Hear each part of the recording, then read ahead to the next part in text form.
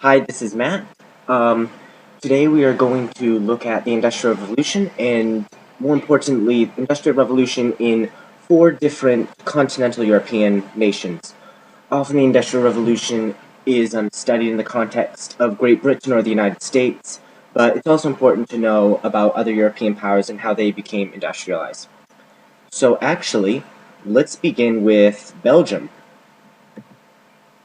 Alright, so Belgium was the second country to industrialize, and it industrialized in the 1820s.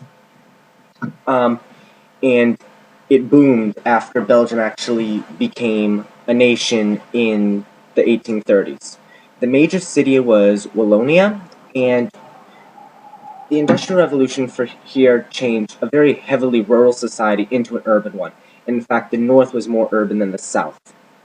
Um, Interestingly enough, cities were not built. Rather, multiple towns developed around a single factory or mine, kind of like a commune, you could say.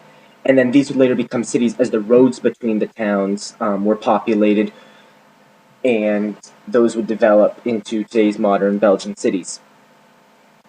Coal mining and iron making were their main products, and especially in the north, there was a very strong socialist party.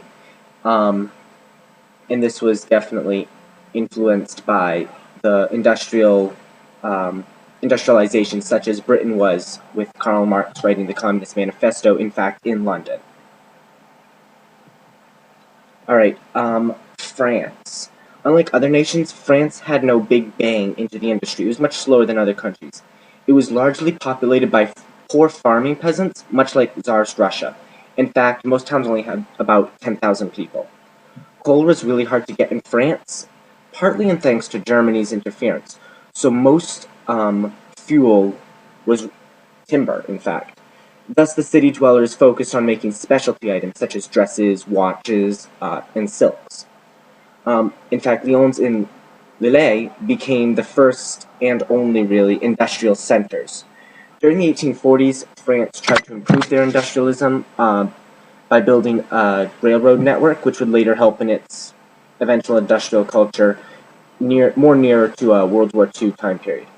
The growing pains of industrialism were muffled by this balanced economy, and safe labor laws were enacted much later in France than they were in Britain.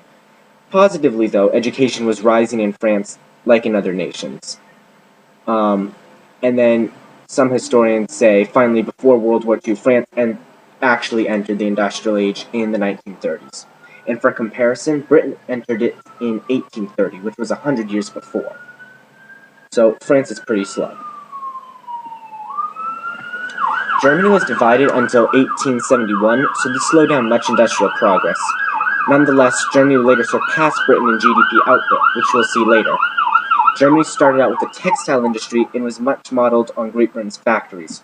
However, the real business wouldn't start until 1834, and that year all trade barriers in the German Confederation were abolished and demand for coal and iron surged. It's interesting to note that a lot of coal came from the Aachen and Saarland regions, which were under German control, though originally owned by France. This led to a massive rail system which rivaled Britain's and even surpassed France, despite Germany's disunity. By the end of the 19th century, mechanical engineering was the third of the pillars holding up the German economy, the first two being coal and iron. Spain's economy is really cool. It was organized into three different regions during the Industrial Age. The Udasque region was populated by the Basque culture and was a major player in the iron industry. In fact, there are over 900 forges in the area. To the west of that area is the Asturias, which were known for their coal, and southeast of that is Catalonia, and they were known for their textile industry. All of these locations were in the north, and the industrialization was really slow compared to other countries. And during the 20th century, it was considered backwards and poor compared to other European powers. In fact, Spain's economy would continue to suffer under the oncoming revolutions, fascist regimes, and exclusion from various international organizations. Alright, so that ends the summary of the Industrial Revolution in major continental European powers.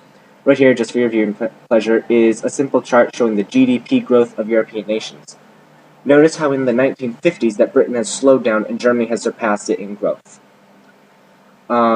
So thanks for watching. Please rate, add constructive criticism below, and have a great day.